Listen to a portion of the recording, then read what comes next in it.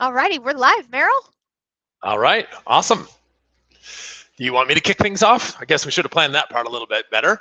Hello, this is Meryl and Christy Jinks, and we are coming at you today with a housing market update.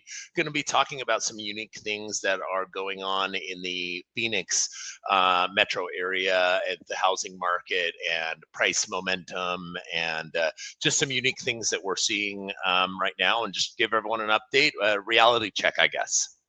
100%. We thought we would bring some different perspectives so that if you are a buyer here in the Phoenix metro area, where you can win as a buyer, and if you have that question, is now a good time to sell? Meryl's going to break down all of the data. We're even going to look at some trends that we've seen over the years and how selling in 2025 and buying in 2025 right now is truly different even from a year ago. Yeah. So I like to start all of my market updates with a little bit of a supply and demand check. So I like to look at how many active listings we have in our MLS compared to how many homes are selling. So right now we have 25,128, so just call it 25,000 active listings in the MLS. And there's 7,200 that are pending and 6,500 that have closed in the past 30 days. So what that basically means is we're currently sitting at about a 4-month supply of inventory, just a 3.84-month supply of inventory, which is based on those numbers. Most people would say, hey, that's a balanced market. The amount of supply you have compared to the amount of demand, the amount of homes available for sale compared to the pace at which homes are being bought would imply, yeah, that's a relatively balanced market. But some of those numbers are a little bit misleading with what we're seeing right now, because we're seeing a pretty big disparity between new builds and resales, and that's what we're going to dive into today and talk about the pros and cons of buying a new build right now, and what kind of the game that is being played by the builders. Now, I would Go say ahead. real quick too, when we're talking about month supply of inventory, because it's not as cut and dry to your point, Meryl, that, oh, it's a buyer's market or it's a balanced market or it's a seller's market. One of the things that we want to look at is who has momentum, Mhm. right? Yeah. And in your opinion right now, based on a 3.84 month supply of inventory, right? Who has the momentum in our marketplace? Builders and buyers, Builders builders and and buyers. buyers. So resellers unfortunately are like negative momentum right now. Well, in most cases, anytime when a resale is competing or nearly competing with new builds, that's where the resale market's really being hurt right now. Yeah, significantly. So, and also, and this is another number that I wanted to share was the current, the average and median sales prices in the Phoenix area. So over the past 30 days, we take all the homes that have sold, the current average sales price, $585,000, and the current median sales price is $445,000. And it's kind of funny because if you look compared to last month, and then you look at those same numbers compared to last quarter, and you look at those same numbers compared to last year, and even 2 years ago, they're almost flat. Meaning, like, oh, sure, there's tiny little peaks and valleys, but it looks like a heart rate monitor. Meaning that, like, we've got some ups and downs, but the overall trend is it's basically a flat line. We've got about 2 years worth of, like, the average prices in Phoenix are holding, like, really, really stable. But that's where I think is probably one of the most misleading numbers, because what we have right now is a pretty large disparity between the average sales price of new builds compared to the average sales price of the resales being much lower. So what I'm arguing is that the prices on the new builds are kind of propping up those averages a little bit. I wish I Yes. would have come prepared with the exact number on this, and I apologize, I didn't think of it until right now. But new builds are making up somewhere in the ballpark of a third of all the homes that are selling in the Phoenix metro area right now. So they've got a very, if all the new builds were selling for $20,000 on average, more than the resales are, they make up enough of a percentage of the market share to where they can really bend that number. And what's causing new construction to be performing so well compared to resale? Um, and I should clarify here, I'm not necessarily saying all new builds, but I'm referring to the huge master plan subdivisions that are being built by the huge publicly traded builders, the D.R. Horton. D.R. Horton and the Pulte's and Taylor Morrison and the big names. And what's basically happening is that they own, so these big builders, they own all their subsidiary companies as well. Okay, so they own their own lending company, they own their own title company, they own their own insurance company, they own their own land development company. Like they kind of keep it all in house to get a bunch of revenue. And you got to remember these publicly traded companies, right? So they want to keep their shareholders happy, and one of the best ways for them to do that is to keep revenue growing, right? So sometimes making profit is less of a priority as keeping revenue growing. I'm sure they also want to make a profit, but it's a really bad look to investors when the revenue of a company starts going down. Okay, and so what the builders are doing, many of them, most of them, is they're offering humongous incentives that resellers can't compete with, even if they wanted to. So let me explain what that looks like. If you're a buyer and you want to ask the seller to contribute money towards your closing costs, we call that a concession, right? So it was very common. A lot of the times a buyer might ask the seller to give them, $5,000, $10,000, maybe it's a percentage, 2 or 3% of the purchase price towards your closing costs, so that the buyer only has to pay their down payment and they get the rest covered. Well, when the market really, when rates got really high, a lot of buyers started asking for even more in concessions. Hey, I want to get my closing costs covered, and I want some additional money on top of that so I can buy down my interest rate. So if the par rate is 7%, if I can get an extra $10,000, I might be able to buy that down to 6.25 or 6.5 or whatever the number is, and that's going to give me a cheaper payment for the life of that loan. Basically, think of it as prepaid interest, right? You're paying more money up front to get a better price on the interest rate. And but loans, FHA and VA and conventional loans, put a ceiling on how much money you can get back from the seller. And different loan types have different ceilings, but FHA, which is probably the most generous, caps the amount of concessions a buyer, an FHA buyer, can receive at 6%. So that means that even if the seller was willing to, you can't get more than 6% back from the seller. So if you were buying a $400,000 house, you could get the seller to contribute $24,000 towards your closing costs, and that's it. You can't go above that. So yes, you could use that $24,000 to buy down your rate and to cover your closing costs. But if the par rate is 7, even all that $24,000 might get you to a 5.75 or something. I don't have the exact numbers because I'm not a lender and I don't know what the rate charts are looking like today, but it's a lot of money. The more you start buying down the rate, the more expensive it gets, because the Fannie Mae and the investors on the back end aren't going to pay a fair price to buy that loan from that lender later if it's at way below retail rates. So the builders are saying, okay, so here's what we're going to do. Since we own our own lending companies, we'll just do the loans at a massive loss. We don't need to structure it as concessions.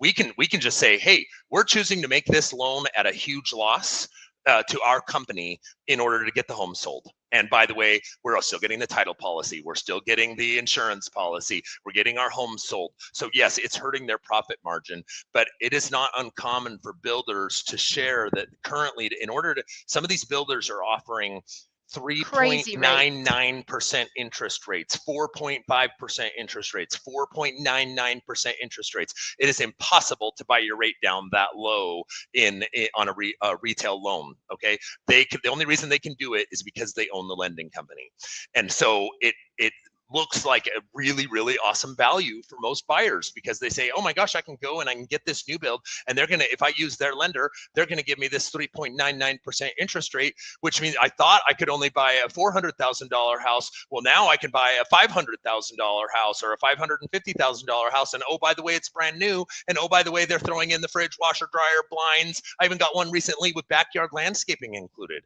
So the builders are throwing everything to be able to keep their product moving. And they don't have to be cheaper than the resales, because many buyers don't care. I mean, cash buyers, of course, care, but the financing buyers, especially in the lower, let's call it, 500,000 and under price ranges, they don't really care that much what the price of the home is. They care what their monthly payment is. And that's where the builders are winning, is they're saying, I'm going to get you a brand new house with a way better monthly payment than you can get a resale for. So that's why if you're a reseller and you're in a community or near a community where lots of new construction is happening, you have to be significantly cheaper than what the builders are. Because if I'm looking at what my monthly payment is, even though the new build is more expensive, maybe it's even $100,000 more expensive, it's still cheaper to the buyer in terms of a monthly payment.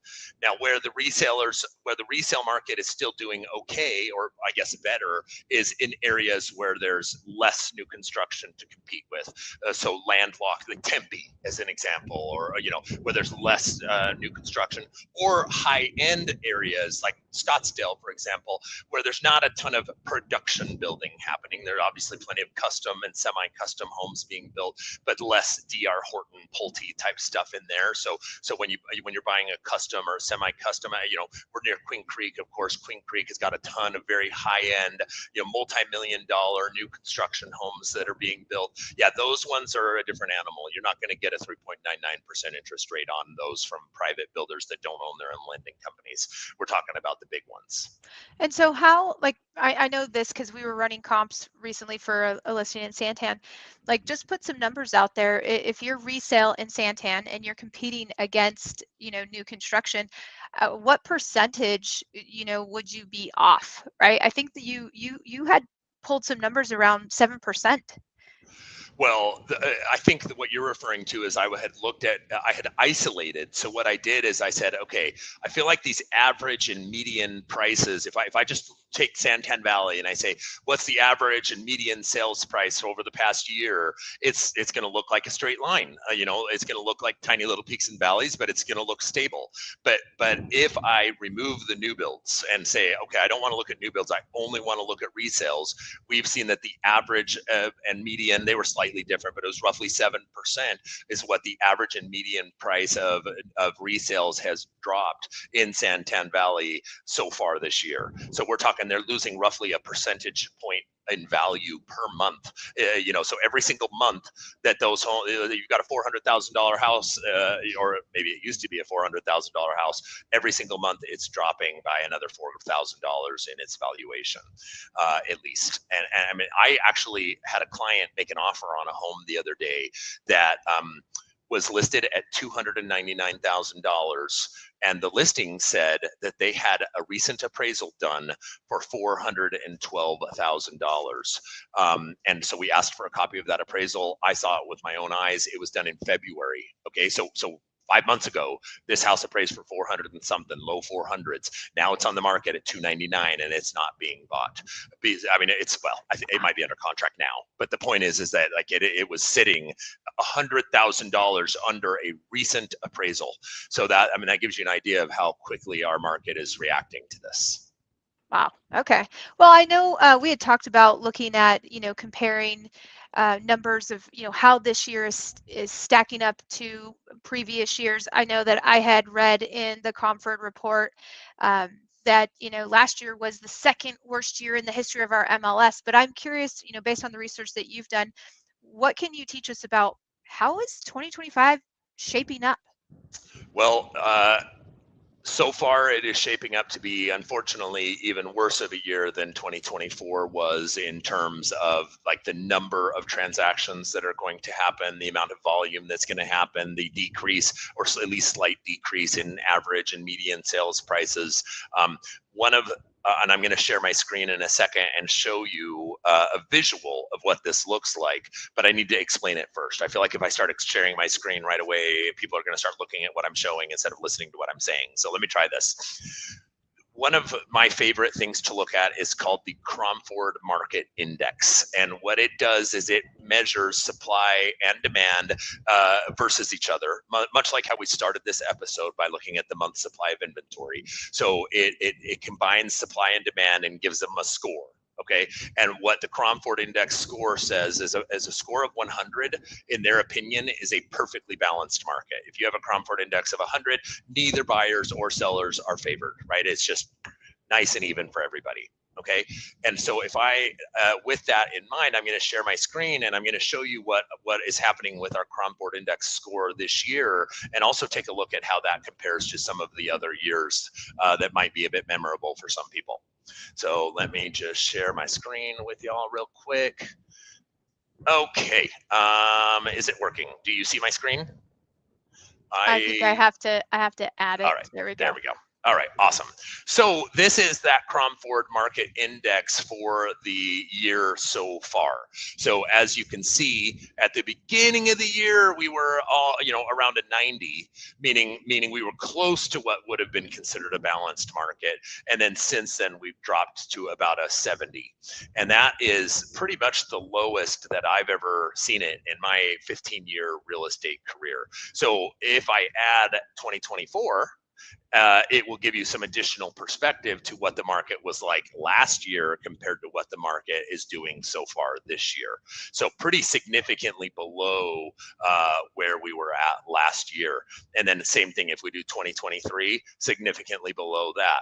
2022, of course, that's when right in the middle of early second quarter of 2022 is when interest rates went up, right? And so we were at an insane almost 500 on our Cromford Index report, and that's why home values were rising so fast in 2021 and 2021, 2020. 2020 is a little bit weird because we had the pause in the market during the COVID, so that's when COVID hit and the market paused for a second. We weren't sure if people were going to ever buy houses again for a minute, and so that's what happened there. But you have to, if we uncheck all the rest of those years, yeah, if you just select 2021, it actually makes it look like this year's completely flat. But that's just because 2021 was so high. But you actually have, even if you go all the way back to 2010, even 2010 had a better market. 2009 was the last time our index score was at any part of the year lower than where it is right now. But obviously 2009, most of the year, the market was better than it is right now. We have to go back to 2008, where we would have had a full year where the market conditions were considered worse than they are right now. Now that sounds a little doomsday-ish. Yes, it does. So I do want to clarify, because you start making comparisons to 2008, and everyone's going to assume the bottom's about to fall out. So I want to clarify that that this isn't 2008. We've got a lot of extremely different conditions happening in our market right now. I'm just trying to draw the parallel in terms of the supply and demand levels are getting to near 2008 levels. But the differences are almost every homeowner in the entire United States has significant positive equity right now. And the vast majority of homeowners have very attractive interest rates. Only if you've bought in the past 3 years do you maybe have an interest rate that's not as good. But if you bought your home in 2021 in some parts of the Phoenix area or the early parts of 2022, you might be upside down on paper in that house right now. Like you might actually have, maybe you paid a little bit more than what it is worth today, or maybe it's worth roughly the same. And that's not an exciting feeling. But do you want to know what is an exciting feeling? Your interest rate's at 3.25%, and your monthly payment is incredibly affordable. So Americans are going to hold on to that sucker for dear life. They're not going to just cast those homes aside. In 2008, people had high interest rates and negative equity to the point where people just started walking away from their houses. Where else are you going to live that's cheaper than whatever it is that you're paying with a 3% interest rate, right? It's still the most affordable thing for homeowners to keep those loans, keep those homes. So we're not expecting this massive wave of foreclosures. Then on top of that, there was some very positive things in the Trump tax bill that just recently passed that really continue to incentivize investors and builders to help keep the housing market strong, that I ultimately think are going to cause the housing market to pick back up again slowly. And then on top of that, all indicators are that mortgage interest rates are continuing to improve slower than we would like them to. But all the speculation is that the Fed is going to be continuing to lower rates, again, not as fast as we want, but all of the economic indicators are pointing to still a strong market. So yeah, we're seeing a little bit of negative action right now. Competing against the builders is tough for resellers, and we're seeing some dips in prices. We're not expecting a catastrophe by any stretch of the imagination. I wouldn't be surprised if we saw the resale prices come down a little bit more in the Phoenix area.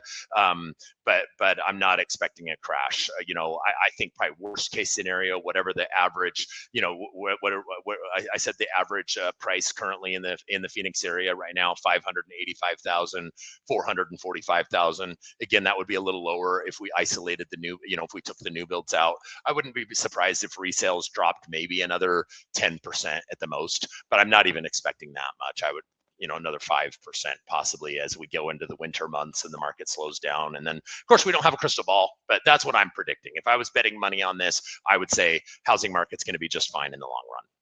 Okay, well, let's wrap up and let's two questions. So if you are a buyer looking in the Phoenix metro area, is now a good time to buy, even with high interest rates?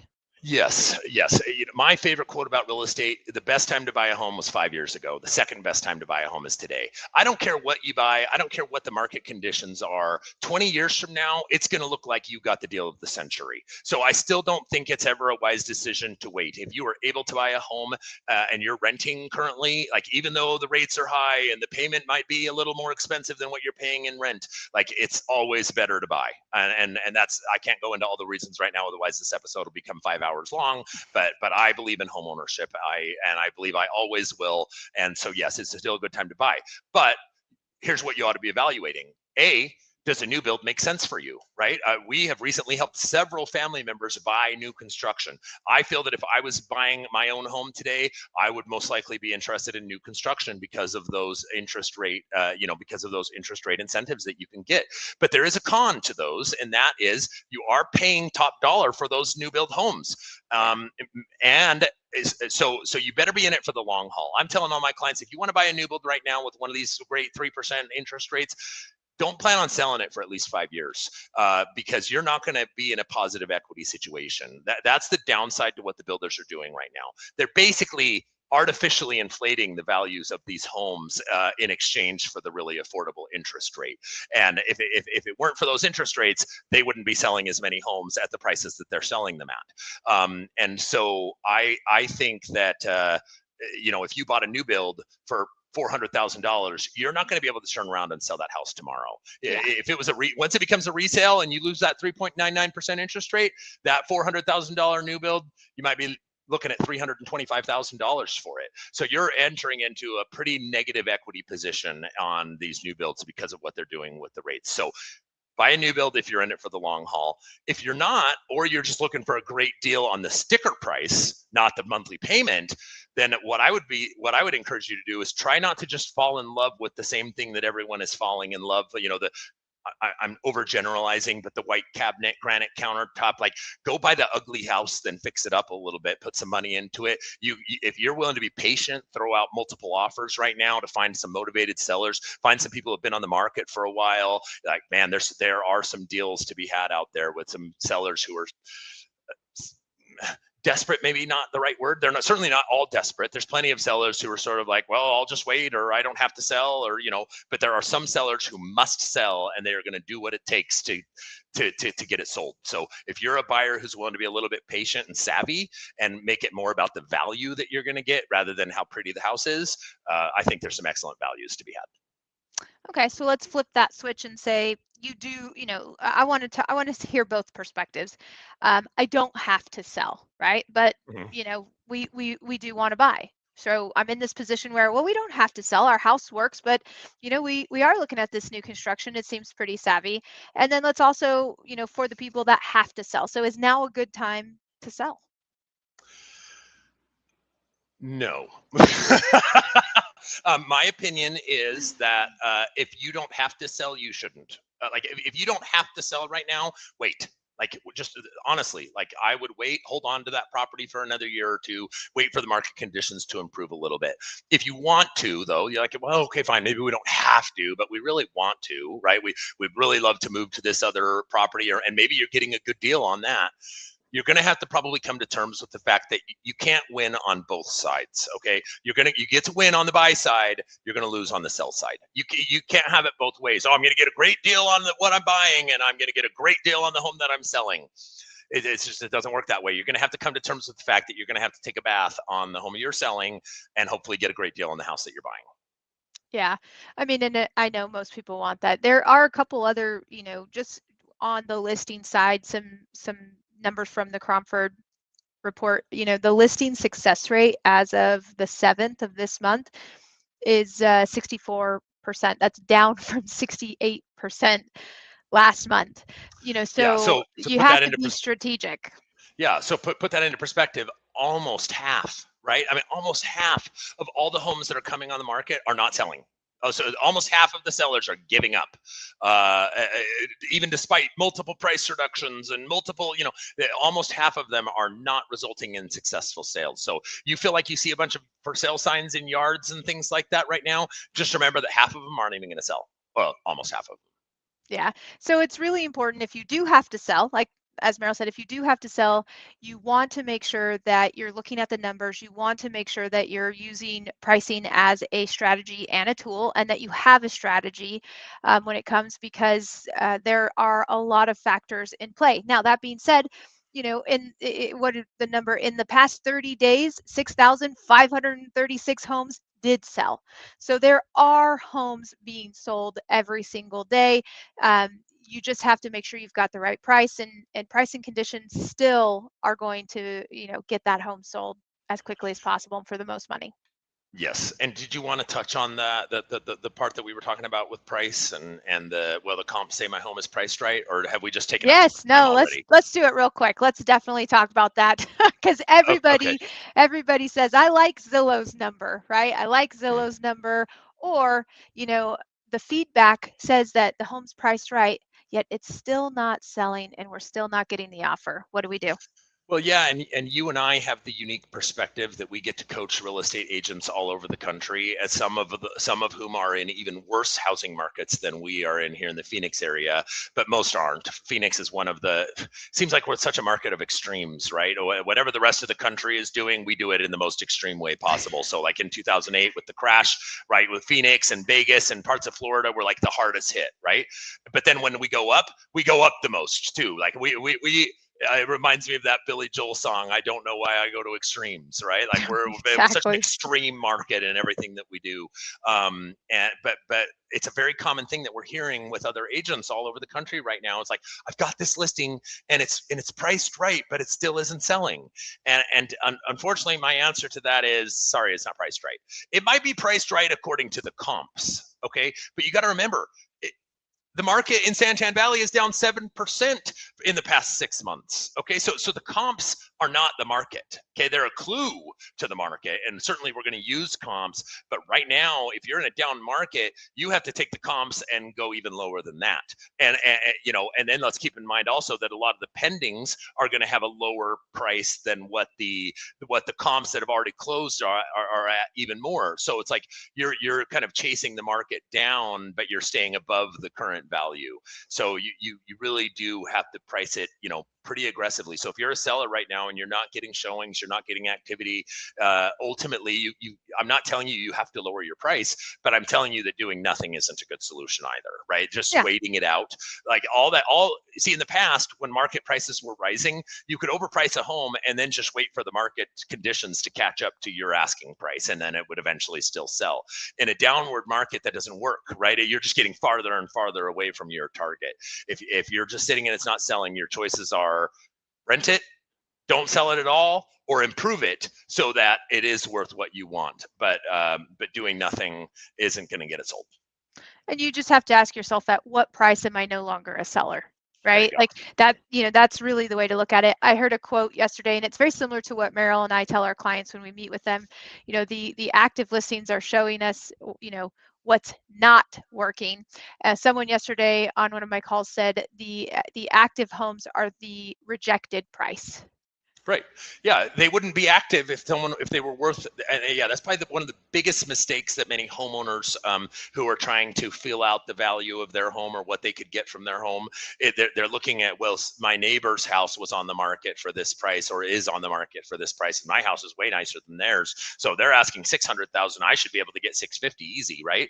Well, the problem is that they're not worth 600. If it was worth 600, it would have already been bought. It'd be pending, right? You're looking at a house that's at 600 and it's been sitting on the market for 76 days. I just looked the other day at a house that was listed 809,000, 810,000, low 800s, and it had been on the market for 100 and something days, and spoke to the agent. They were barely even getting any showings, and I totally just forgot what the end point of that one was, but it was priced when I was looking at the comps for this house. I was like, well, it's priced pretty good. 100 and something days on the market and not even getting showings. Yeah. So, okay. Well, go ahead and wrap us up and send them away with at least some good positive news. Yeah, the good positive news is that, again, average median prices are holding stable, and we the decline that we're seeing in that Cromford Index report is slowing, and we are heading into the slower time of year, though, right? I mean, so typically in the Phoenix area, April, May, June are the busiest months, and then by July it starts to slow down, and then pretty much until January of next year we're going to be in a little bit of a slower market, and it's going to get progressively slower with each passing month. So July will be a little slower than June, and then August will be a little slower than July, et cetera, et cetera. So I don't anticipate any major changes in price action to suddenly improve for the second half of this year. But I'm not panicking because of that, because it's just seasonal trends. Like, we're always slower in the fall and in the winter. It's not a big deal. It's just normal, and it'll pick back up again in the spring. Awesome.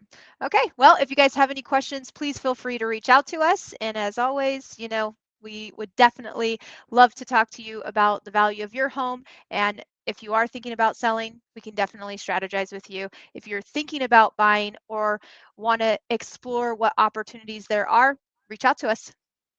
All right. Thank you.